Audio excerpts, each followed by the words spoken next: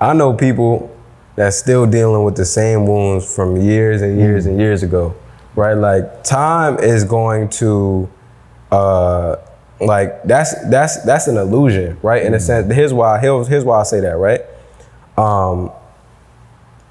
When I was in a relationship from 2018 to 2020, right? That was my second relationship, right? So I had dealt with like, you know, as men, we go through our first heartbreak, you know, whatever the case may be, right?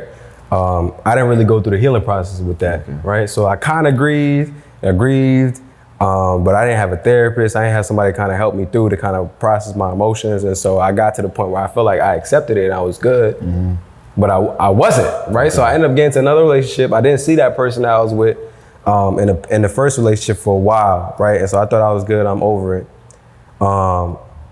Came to New York, ended up meeting up with that girl from my first relationship. And I'm thinking to myself, like, I'm gonna be straight, I'm gonna be good. Like, she gets in the car, mind you, we hadn't talked in like 2-3 years.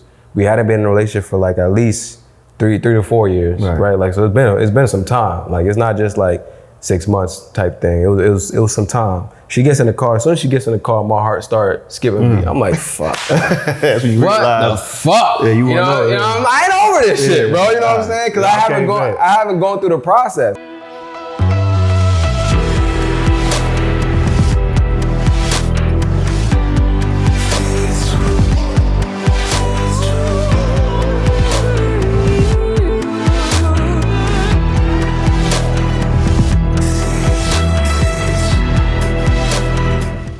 What up, world? Thank you for tuning in to another episode of the COSIGN Conversations podcast.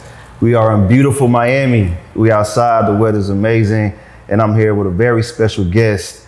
He's the founder of Express Yourself Black Man and Black Man Safe Haven.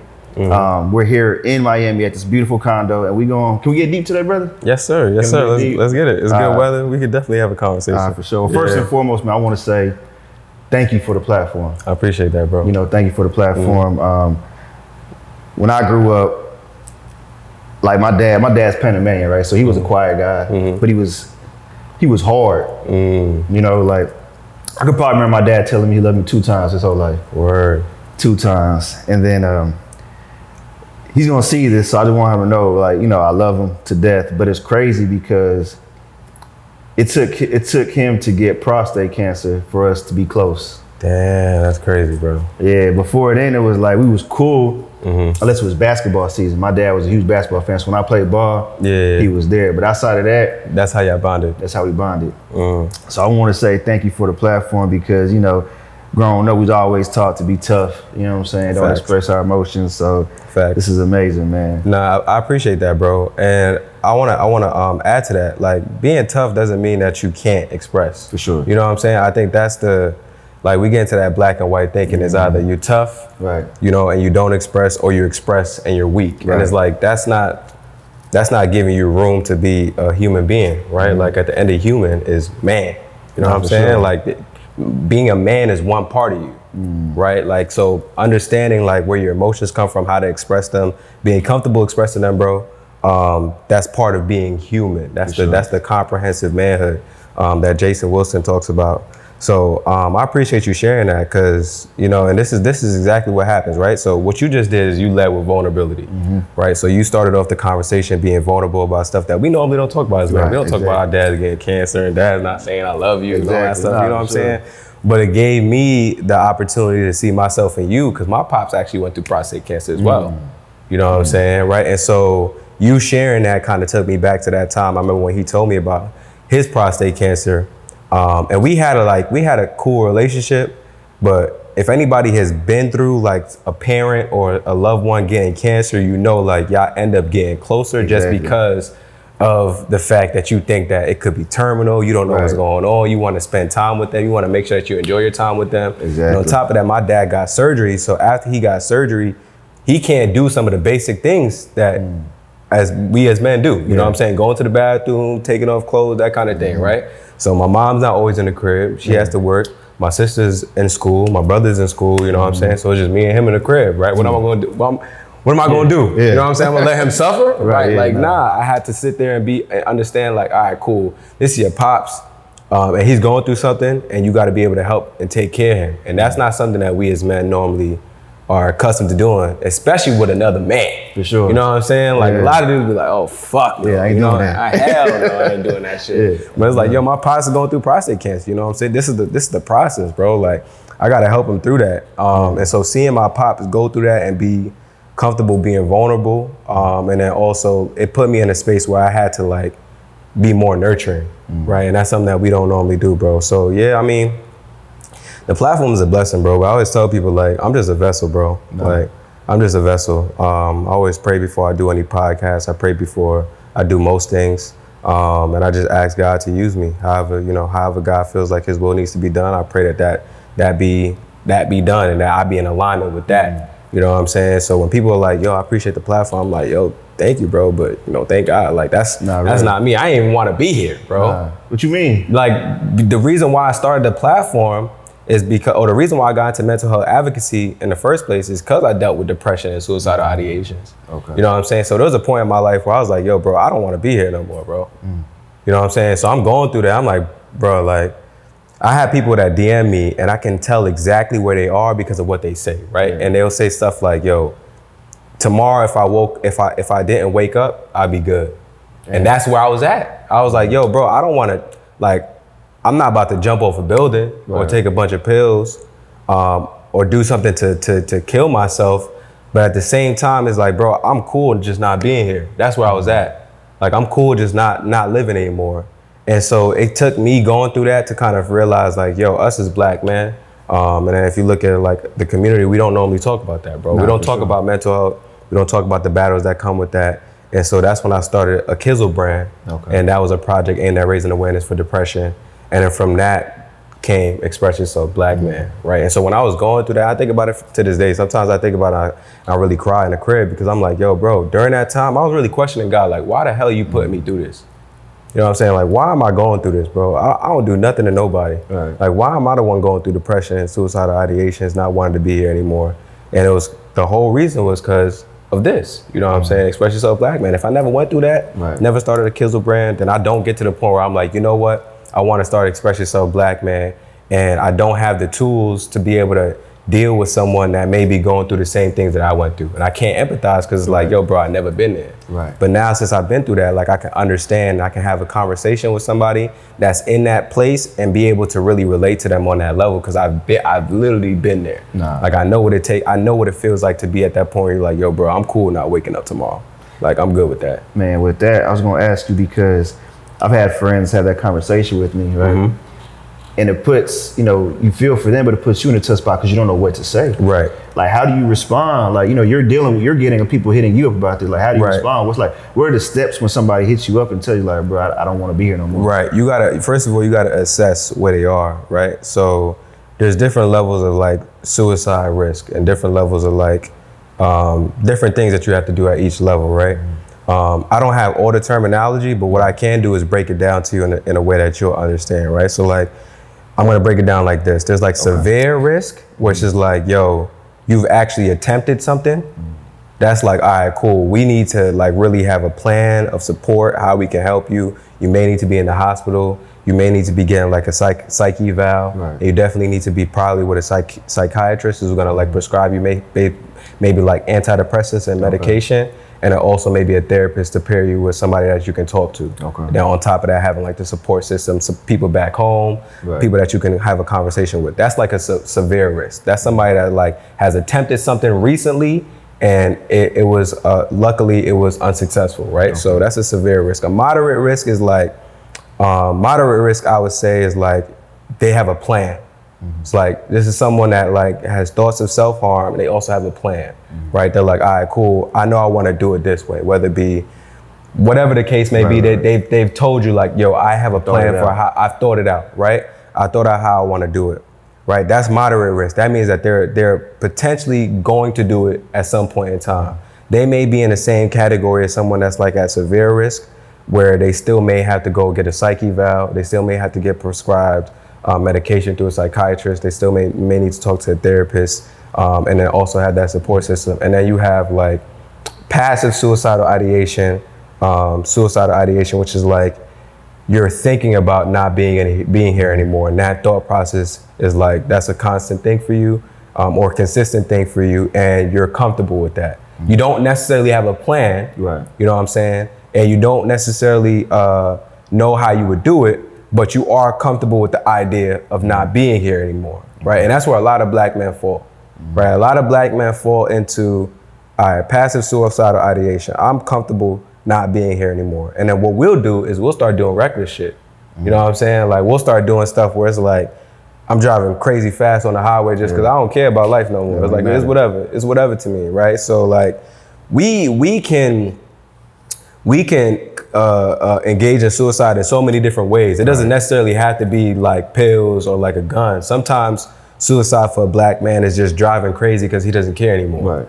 Right? So like those are things that you gotta pay attention. That I would say, and take this with a grain of salt, I would say that's low risk compared to like moderate and severe. But even with all of these, like you still gotta be on top of the person, right? Because people can jump depending on situations and things that happen on a day-to-day basis, right? So what you do in that situation, to answer your question, is you try to assess where they are. Okay. Right? So like, first question I ask is like, all right, cool.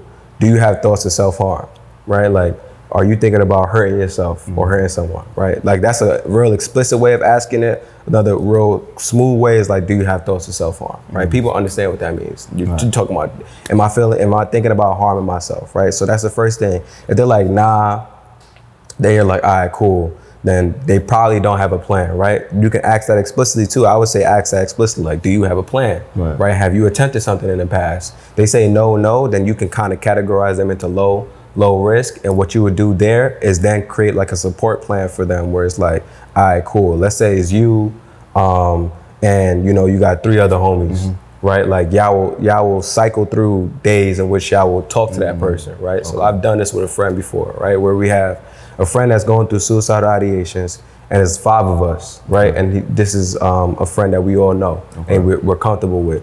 We don't all have to be like, yo, bro, I know you're going through suicidal ideations. What's up, bro? Like, we don't got to say that, right? But we can every day or every other day, right? Not to overwhelm them, hit them up, right? Yo, what's good? What's going on, bro? We checking in, right? The best way to do that is to pop up and have a conversation with homie. Another thing that you can do is bring food. People always got to eat. And then when you're going through like depression and suicidal ideations, we tend to like not take care of ourselves as much. Right, so like, you know what I'm saying? You let yourself go. You're not really taking care of yourself. You're not eating as much. You're not taking care of the space around you. So those are ways in which you can kind of check in and then bring people around you into the conversation so that they have like a community and a support network where they know they're not alone. Because that's one of the big things, right? When you're going through depression and suicidal ideations, one of the big things that's driving that thought process is, I feel like I'm the only person that's going through this.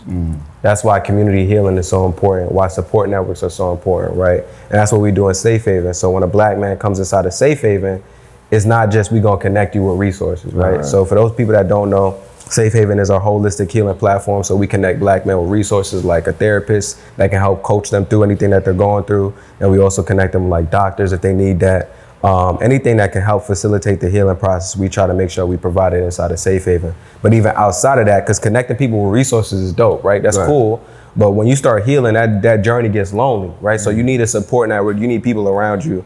And so we have over 200 black men in Safe Haven that are going through that process of like healing. And they're all healing at their own pace. You don't have to get connected with a therapist if you don't want to. You don't have to get connected with a doctor if you don't want to. You can just kind of lurk on a platform if you want that. And then you have other black men that you can reach out to and get support from. And we do that because we know there's certain black men that go through depression, suicidal ideations, grief, bereavement, all that kind of stuff. And then they feel like they're the only person that's going through that, right? So the way to combat that is to have a bunch of different people that can help them through that process as well, bro. So I would say to sum it all up, ask those questions, figure out where the risk is at. And then you always, regardless, bro, you always want to have at least a support network that can check in with that person just to see where the risk is at on every so often, and then navigate it from there. If it's moderate risk or severe risk, you definitely want to go take them to the hospital, get them a psych eval, and maybe even a psychiatrist and a therapist, bro. Man, my sister, maybe a couple months ago, she deals with anxiety. So she was at work, she's a teacher. She has a son, 3-4 years old. She's dealing with him at home. She's going to school, dealing with a whole bunch of kids. And it just became too much, she got overwhelmed. And she actually said it to another teacher in class. She was like, I'm gonna kill myself. And they ended up calling the principal. She was serious? Or it was like more like, because you know sometimes we joke around with that sometimes. She wasn't joking. Okay. She was serious. Okay. She didn't attempt it. Okay. But it just became too much that she couldn't handle it. Right. So that was the first thing that came out of her mouth, and then she had like an outbreak. So they ended up having to check her in. You know what I'm saying? She's for like 72 hours. Okay. And then so three-day hold, psych hold. Yeah. So this was new to me and my mom. Yeah. That's all she had. So like we were doing something similar, like checking in, making sure I was calling her every day, just letting her talk, letting her vent. Just just really just being there for her. I didn't know what to say, so I didn't want to talk about it. You don't even need to necessarily say anything, right? Like you let the person speak, right? So I had a person that a close friend that was about to attempt suicide. And so we went over there and I was just like, by the time we got over there, people were already there. And so we kind of pulled him to the side and we were all in a car just chilling. And I just gave him space to just speak. You know what I'm saying? Like you don't have to take up the space, right? Just create the space, right? Give them the space to speak. You don't necessarily have to say anything, right? So like what we did in that situation was we all sat in the car with him. We just chill for a little bit, let the energy, kind of get neutral. And then, yo, bro, what's up? What's going on? You know what I'm saying? Just like that. What's going on, bro? We all know why we here. Nah, for real. You just tried to attempt suicide. Like I don't gotta ask you that, bro. Like I just be like, yo, what's going on, bro? What's up? Right? And then it's up to them to take that space, whether they want to or not, right? And then you just leave it there, right? If they don't feel like talking, all right, cool, bro. Listen, I'm here. I'm gonna check in on you every so often. But since you tried to do this, we gotta take you to the hospital. And that's the conversation, right? Like, yo, we gotta take you to the hospital, bro. We'll be irresponsible of us not to do that. And we love you and we care about you, so we gonna do that, bro. And if they do have a conversation, just let them talk, bro. Just let them talk, let them get what they gotta get out. And it's still the same thing. The response is kind of the same, but depending on what they say, you wanna respond a little bit differently, right? Like you wanna cater the conversation to what they're talking about. But at the end of the day, you still gotta take them to the hospital, especially if it's an attempt, right? Like if it's an attempt, it's like, all right, cool. Let's make sure that your levels are good, that you're not like clinically depressed, and that you actually need antidepressants to kind of get your levels back, all that kind of stuff, bro. But yeah, I mean, in the Black community, we don't really have like, we got, one of the things I always say is we got a first aid kit in the crib. Everybody knows how to, like, when you get a cut, everybody knows what to do, right? Like you wash it out, you apply alcohol. Some people apply, like there's something else that you apply to it and then you put a Band-Aid on it. You know what I'm saying? We all know that. That's not common sense. Right. That's not common sense. That's something that was taught to us.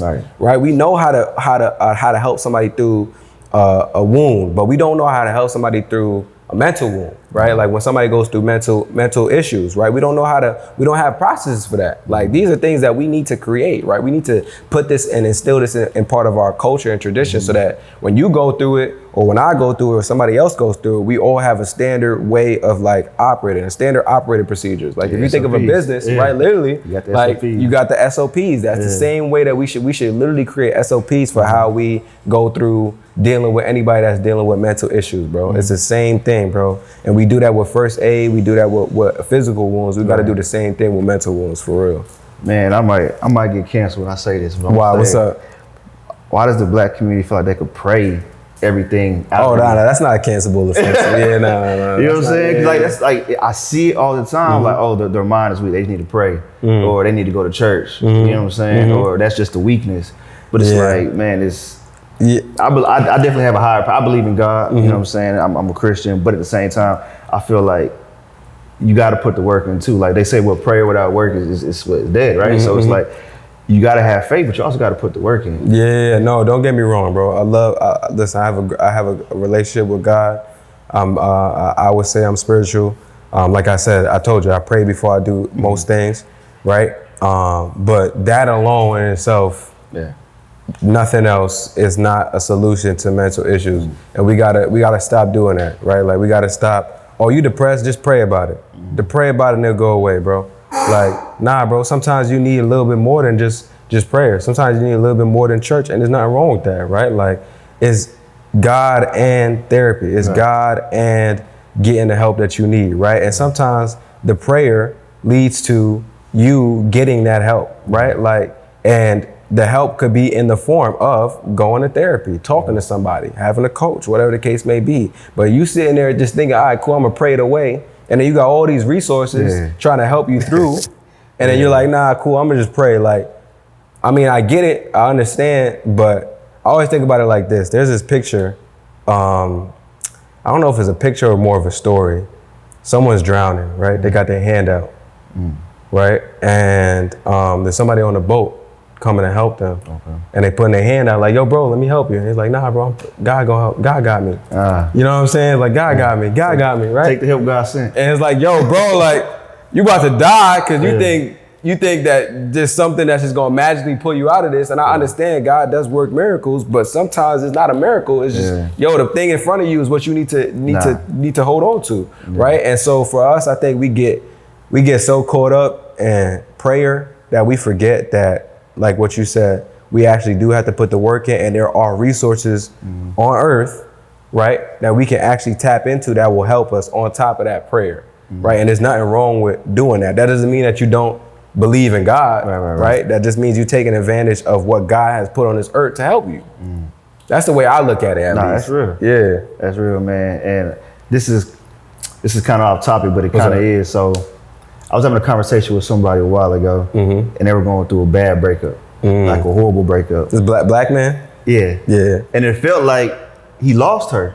You know what I'm saying? And I realized that divorces, like bad breakups, you're losing that person. Like they're still physically here, but you lost it. So sometimes people grieve like they lost to death. Yeah. You know what I'm saying? That's real. So like. That's real. I was like, man, that's. I never thought about it like that, because like that person is still there, but you know, you live in those feelings and those emotions, but you could still go pull up on that person if you wanted to. Right. I mean, you might not get the outcome you want. Right. But do you feel like, you know, breakups, divorces, not as serious, but is equivalent to like losing somebody physically? It is equivalent to. Here's what I'll say about that. Right. You're on a great track here, right? So one of the things that I realized with us as black men, that's a huge catalyst for depression, is breakups and divorce.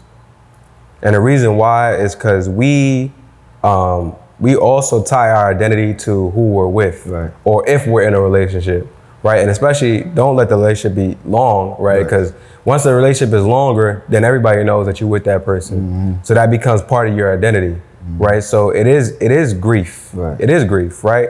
There's literally, that's part of when you go through like the healing process after a breakup, it starts with grief. Like that's one of the first things that you have to go through is like grieving that relationship. What we try to do as men, right, especially black men, get me started. You know what I'm saying? We try to skip the grief and get all the way to the acceptance. And it's like, that's not how this works, bro. You know what I'm saying? You gotta grieve that relationship, bro. And there's nothing wrong with that. There's nothing wrong with crying about it. There's nothing wrong with being frustrated or upset about it. There's nothing wrong with missing that person. Like these are all things that we're like, nah, you know what? I'm gonna just go fuck somebody else.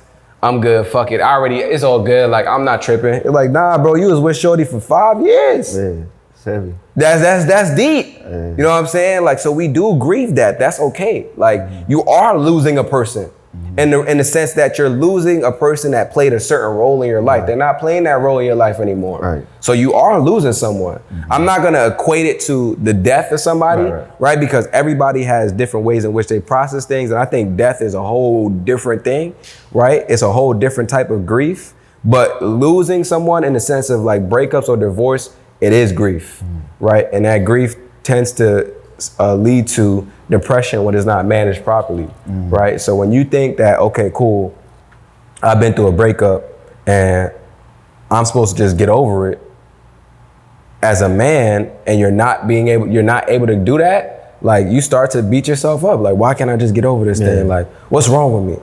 On top of the fact that if you haven't come to terms with the breakup, right? Because you haven't gone through the healing process, you haven't actually taken the time to actually grieve properly, right? And you think that you're at the acceptance state, but you're really at the first state, which is like actually grieving, and you're still in that process. When you add all of that stuff up, of course it's gonna lead to depression, because you're trying to skip through stuff and hop to this acceptance state where you feel like you're good and able to move on, and you're not there, bro. And then what ends up happening too with that is when we really think that we're good and we're able to move on, and we're maybe operating at a place where we're like, comfortable dating somebody else. We get into these other relationships, and then we're still, you know what I'm saying? We still kind of fighting with the fact that we're still dealing with the breakup from a while ago. We still have the same tendencies, or we're treating this person that we're with like the person that we were with in the past. We're still missing the other person. There's all these different things because you haven't gone through the healing. You haven't gone through that process. You try to skip through stuff, and that's not how things work, bro. Like, you gotta just take your time and go through each step. And a lot of us don't like to be alone as men. You know what I'm saying? Yeah, I'm cool on that. You know what I'm saying? Nah. You know what I'm saying? But I deal with it. Yeah, but that's true though, right? Like, a lot of us as men, like I see this content on social media all day where it's like, oh, women gonna end up alone and they're gonna be with cats and all these. I'm like, bruh, you fake projecting, because that's what you think about yourself. You know what I'm saying? Like, you feel like you about to end up alone. You uncomfortable. You trying to scare people into getting into relationships because you looking for someone to get into a relationship with you. You know what I'm saying? Like, a lot of men are uncomfortable being alone. And I can say that because it's like, yo, I've been there. Where I was single, I was like, damn, bro. Like, I'm single right now. Like, fuck. I got to figure some shit out. Yeah, I've been single two and a half years. This shit crazy. How'd you feel when you first got single?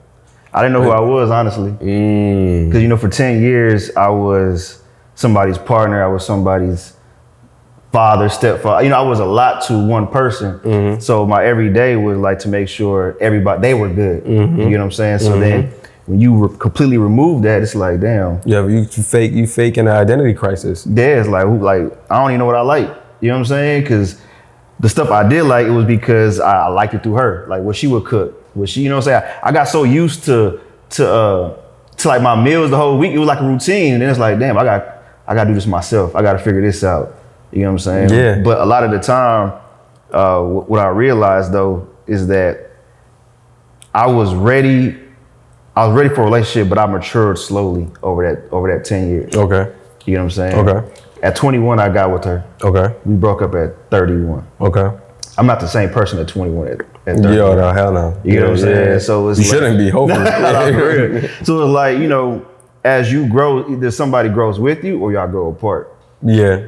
And we were y'all grow at different levels. I was gonna say different rates. Yeah. And we were going in different directions. Okay. Like, I was growing more into like, I want to be an entrepreneur. I want to bet on myself. She was betting on more so like, I need stability. So at some point it's like, love is supposed to overcome all that, but when somebody like, nah, I need you home by 5, I need like engineer money, you know what I'm saying? And you start off as an entrepreneur, you ain't got the bag. Yeah, you ain't got the bag yet. Yeah, you know, unless you got that trust fund coming in. We black, we don't really got that, right? So, you know, it was a lot to deal with, but I would say that what I learned from that this whole 2.5 years that I've been single is that it's okay to be selfish sometimes. Yeah, you know, the thing is too, we call it selfish, bro. It's not even selfish. You know what I'm saying? Like, it's okay to go through your personal growth, your personal development journey, bro. Like, I think a lot of what you said is like, we identify with what we do for other people, bro. That's why when we don't have to do stuff for other people, we be like, fuck, who am I? Yeah, nah. You know what I'm saying? Like, that's crazy. Like, that's actually wild that we, as men, we're socialized to provide, protect. So we identify with that only. Like, that's the only thing that we identify with, right? But again, when we come back to the conversation of being human, there's so much more to you than just what you do for people. Nah, for sure. Right? Like, who are you as a person? Like, what makes you you? Like, what drives you outside of trying to get money to provide for other people, right? Like, what actually drives you?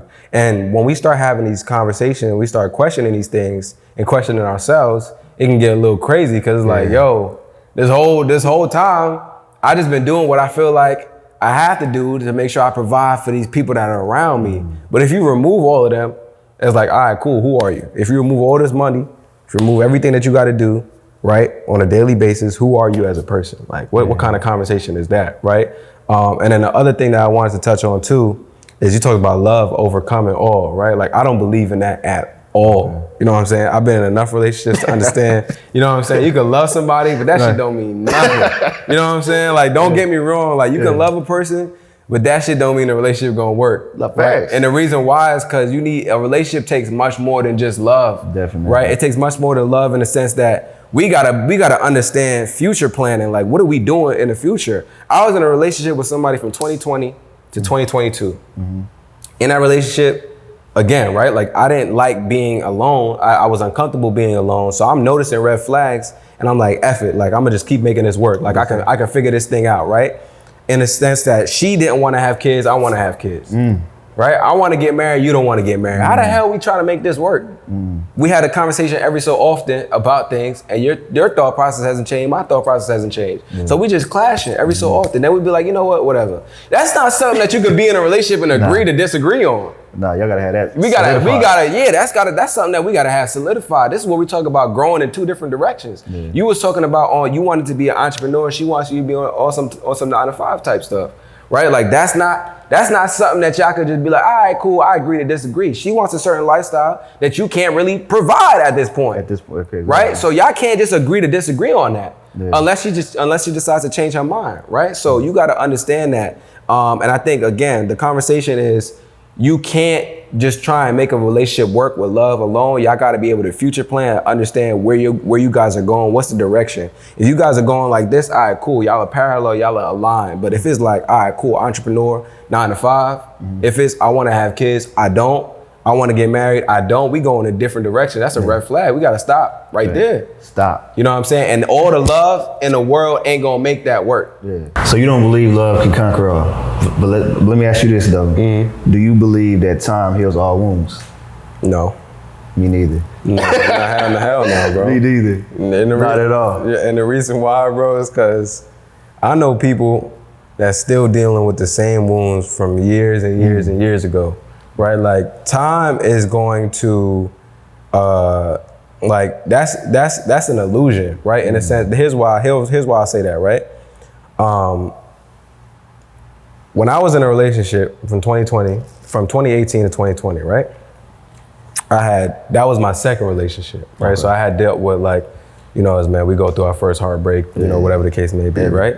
I didn't really go through the healing process with that, right? So I kind of grieved, but I didn't have a therapist. I didn't have somebody kind of help me through to kind of process my emotions. And so I got to the point where I felt like I accepted it and I was good, but I wasn't, right? So I ended up getting to another relationship. I didn't see that person that I was with in the first relationship for a while, right? And so I thought I was good, I'm over it. Came to New York, ended up meeting up with that girl from my first relationship. And I'm thinking to myself, like, I'm gonna be straight, I'm gonna be good. Like, she gets in the car, mind you, we hadn't talked in like 2-3 years.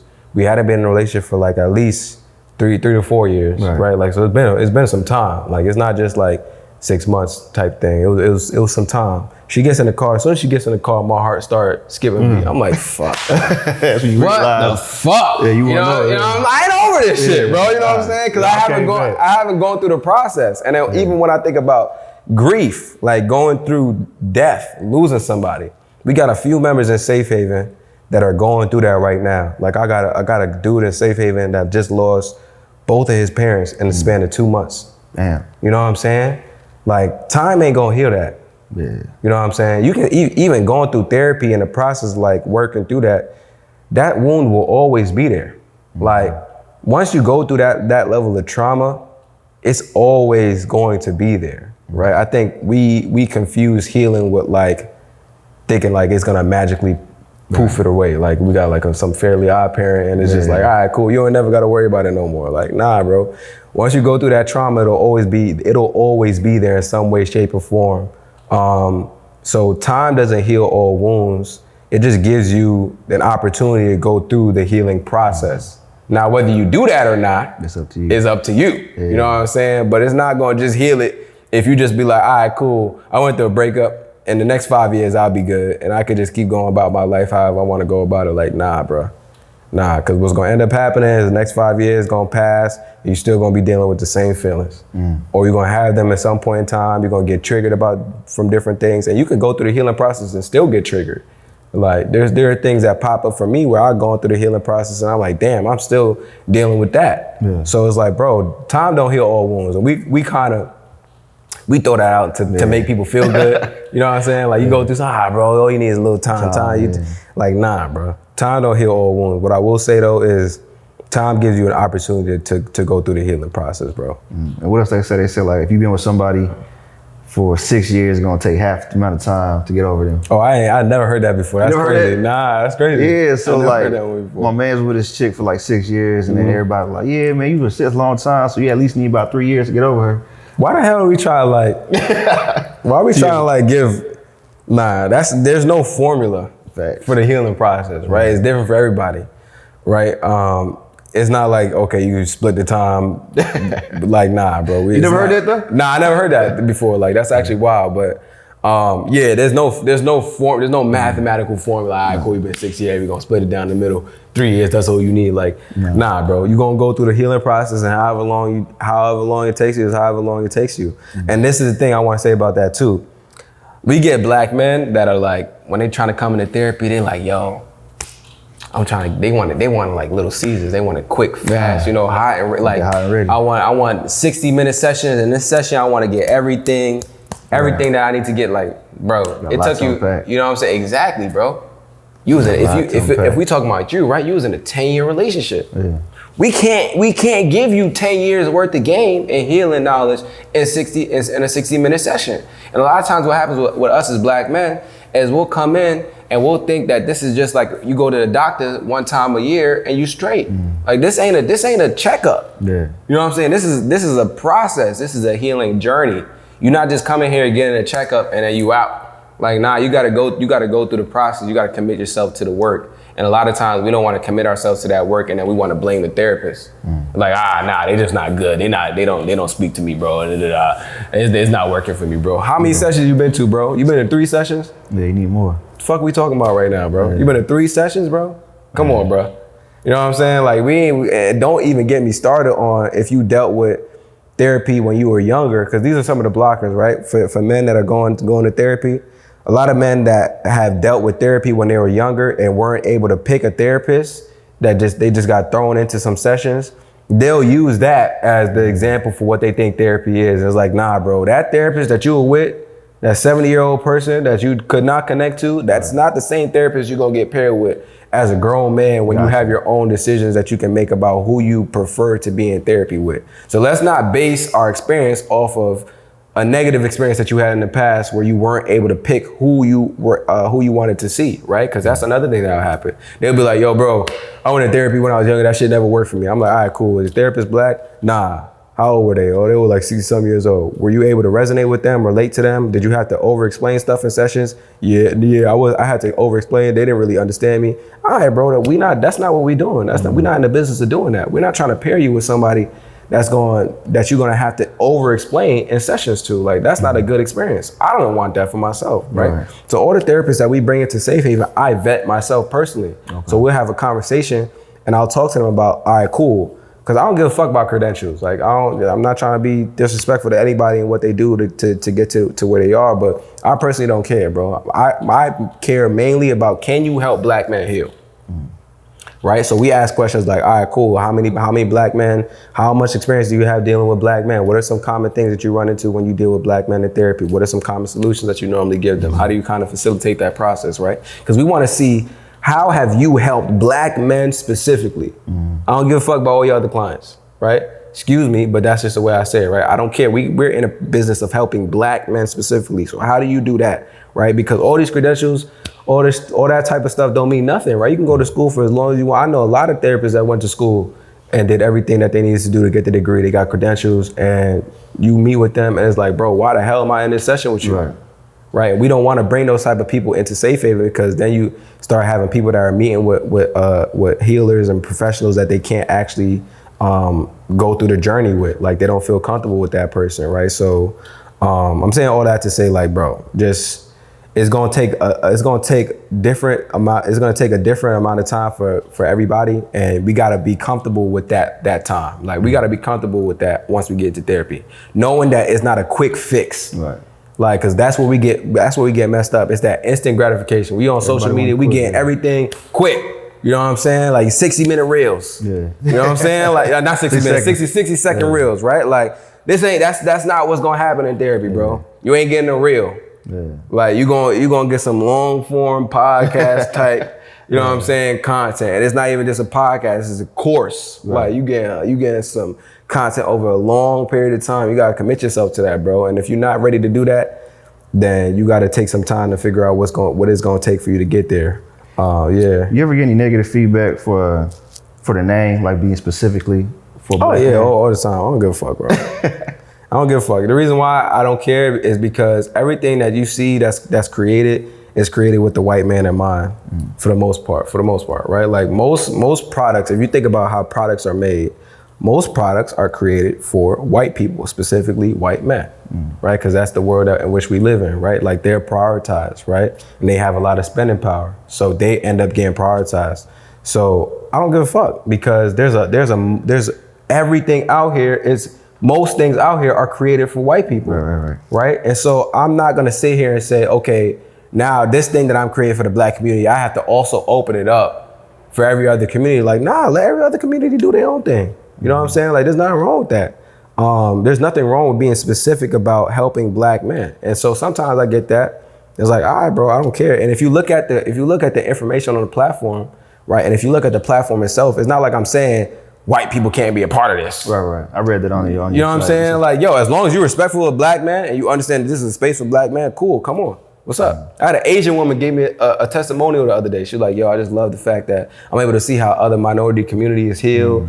It helps me feel like we're not going through the process alone, that kind of thing, right? So we're not like exclusive to any other type of community, right? And I'm not gonna let's say a white man was to come into my DMs like, yo, bro, I need help with something. I can point you to resources. I'm not gonna be like, yo, fuck you. Yeah. You know what I'm saying? But at the same time, you gotta understand that the priority here is Black men. Just like when you go out in the world, what's the priority? White men, white people, right? Like there's nothing wrong with that, right? We gotta understand the world in which we live in. The reason why Express Yourself Black Man has been so successful is because we don't have platforms for Black men. That's my argument back, right? It's like, all right, cool, give me 5 platforms for Black men right now for mental health. Outside of Express Yourself Black Man.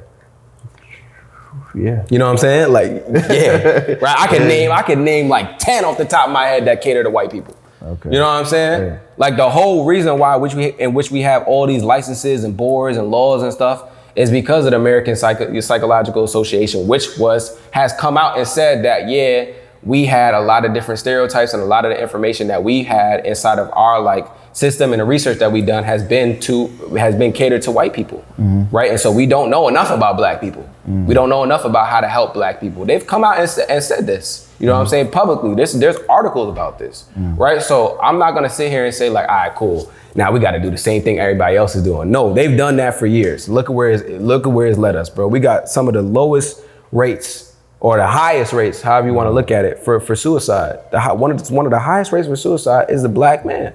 It's the Black man. That's the demographic. That's one of the highest rates of suicide, bro.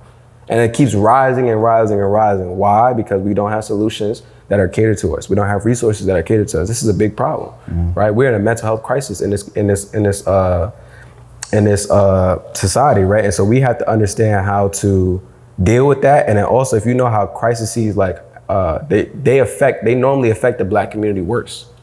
Right? Because when solutions are brought out, they're brought out for who? The white people, right? All right, cool, we're in a mental health crisis. How do we help white people? We'll get to Black people later, but right now we gotta, you know what I'm saying? We gotta get to our money makers. Let's how do we help Black people? How do we help white people, right? And so when that happens, it takes a longer time for us to start getting the solutions that we need. And then we end up going through the crisis even longer because we're not prioritized. So I'm not in the business of like, catering to everybody, let everybody do their own thing. But you can't. You know what I'm saying? If I start saying, all right, cool, I want to help white people, I gotta devote a whole other section of mental capacity to that. It's a whole different thing. It's a whole different ball game. Like, nah, bro, we're not into that. I'm pretty sure you get asked this a lot, but I gotta make sure our platform hears this. For one, May is Mental Health Awareness Month. You know what I'm saying? So it's coming up. But why do you feel like, or do you feel like all Black men should seek therapy? And if you do think so, why? You know, I used to say I think all Black men should seek therapy, but I think I'm gonna change the answer right now. Okay. Right after having this conversation, no, not all Black men should seek therapy, and the reason why is because some Black men aren't ready for that. Some Black men don't want to talk to somebody. They're not in that space where they want to talk to somebody. So them getting into therapy and having conversations with therapists would actually kind of be detrimental to their whole process, because like, you're not even ready for this, right? So trying to force you to get to that space is not worth it, right? I believe the black men that are open to it, that are like, you know what, maybe talking to somebody will help me. All right, cool, you should seek it, right? And if you're not in that space, then try and do other things that can help you. I just put up a post, I think it was the day before yesterday, 10 things you can do to heal without therapy, right? Because I understand that in the black community, either we don't have it's not affordable for us, so we can't get it because it's not affordable, or we don't have access to it because of all these different laws in which if I'm in Florida and I want to see somebody that's in Cali, right, a licensed therapist, I can't see somebody that's in Cali because they're in a different state, right? So now I don't have access to that person, right? So when you're dealing with those two things, you got to be able to have different mediums that can help people. So a lot of things that I put on there is like meditation, journaling, right?